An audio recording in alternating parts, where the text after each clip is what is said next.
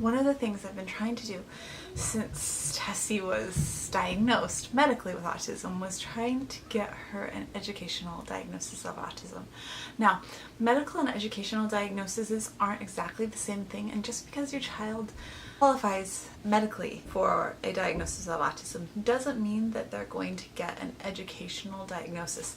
And this is something that I was told over and over again, starting when Maggie was going to go to school. And like, as soon as I was ready to send Maggie to school, or as soon as I started asking to send Maggie to school, that was the first thing that I heard was, well, we're not sure that we have any services at all for her. We're not sure that we have anything at all for her. And this was like before anyone had ever met Maggie. They'd never been in a room with her, obviously. Like, we're not sure we have anything at all for her. Just because your child has a medical diagnosis doesn't mean that they're going to qualify educationally for any sort of help. And I would just kind of laugh every time anyone said that to me, and I was like, I'm not really worried. And everyone would kind of look at me funny, and I'm like, just wait till you meet her. Like, I mean, if you put her in a classroom, I can stand outside and wait for like the smoke to start rising from the building as she makes her way to the outside and windows shattered. But no, I mean, she's a good girl, but she is inadvertently destructive. I mean, just by virtue of the fact that she's incredibly strong and incredibly clumsy, and she doesn't break things on purpose, but let's face it, half of the things in my house have been destroyed inadvertently.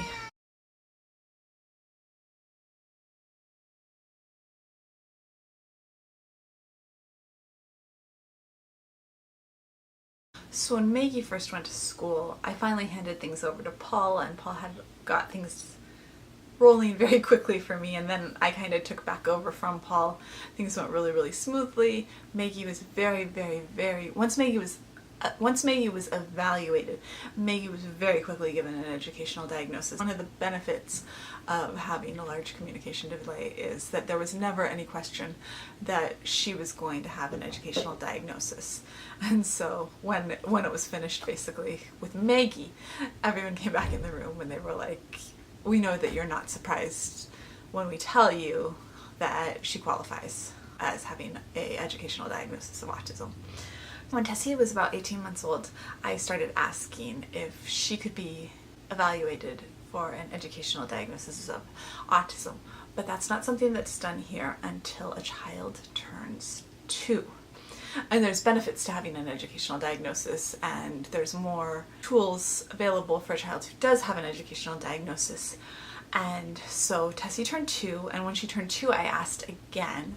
And so once I asked again, and once I signed the paper for a reevaluation, that gave them, I think, 45 days for it to start. And so the team was assembled, and she had an occupational therapy evaluation, a speech evaluation, a social worker evaluation, a psych evaluation, and she has a special ed teacher that comes to our home. Before, it was once a week, but now that she is in school so much, they asked me whether or not I wanted to continue with once a week, and I asked for it to go to once a month, because right now she's in school Monday through Thursday, and on Fridays she has occupational and speech therapy, and I thought with all the therapy that she's receiving right now, it's so much that we could probably lower that down to once a month. That's what is going on with Tessie, but her evaluation came back, and I have it here. Unsurprisingly, it went basically exactly as expected. She has a diagnosis. She now has an educational diagnosis of autism.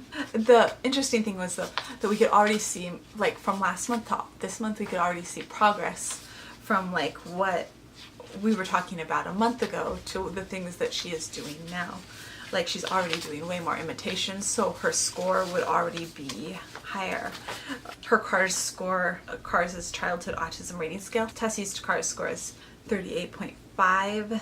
Let's see, this CARS score may range from a low of 15 to a high of 60.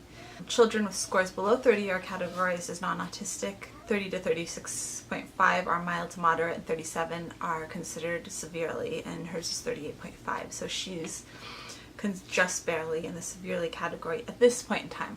Maggie's tests every year, she gets like a 10 out of 10 on her ADOS, but there's some other tests that they do that she usually gets Tess is moderately disabled because she gets more severely because of her communication delay, but she can do a lot of other things that bump her down. So none of that was like shocking. I think we were talking about if her imitation was where it is this month compared to last month, I think that might have actually bumped her down into moderate from severe, maybe.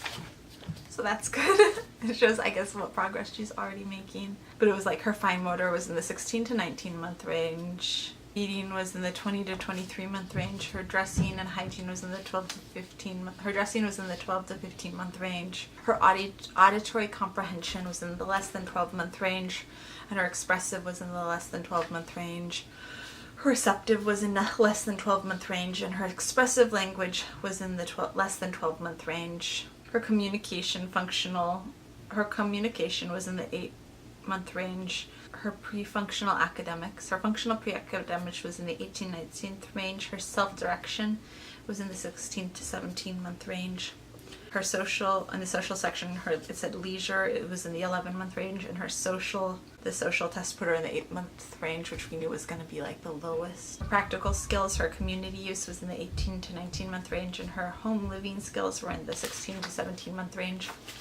Her health and safety skills were in the 12 to 13 month range, and her self-care skills were in the 12 to 13 month range. Remember, she's 26 months old right now. 26 months? She's coming up on 26 months old. And her motor skills were in the 30 to 32 month range. So, like Maggie, we rock motor skills. And she wouldn't do the cognitive functioning test, which was fine. They weren't going to like force her to do that. And there's like pages and pages of like stories of the things that she can do, which was mainly so that we can see in the future, like this is what she could do now, and then this is what she's going to be able to do in the future, because we know that she's going to have major gains. She's already had so many major gains. I mean, with Tessie, when she was 3 months old, she just laid there and didn't look at anything. She didn't track with her eyes. She laid there and didn't move. And when you put things in front of her eyes, she just stared into space and didn't respond at all to anything. And no sound. She didn't respond to sound. I mean, like, there could be loud noises. There could be, like, fireworks going off next to her, and she wouldn't have responded. So she has come so far already that it's just amazing. If you see her month to month, it's amazing what she can do. So her getting a severe rating on this doesn't really faze me at all. I mean, when I see how far Maggie's come, when I see how far Maggie's come, and when I see how far Tessie has come, and how early Tessie has gotten therapy, and it's just, I can't wait to see what she's going to do next. I can't wait to see what she's going to learn next. I can't wait to see what her next milestones are going to be, because it's kind of, I think we're at an exciting time. Yeah, she's out there, and she just said yeah from her room.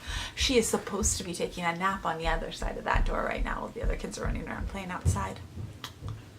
She's apparently not on board with that.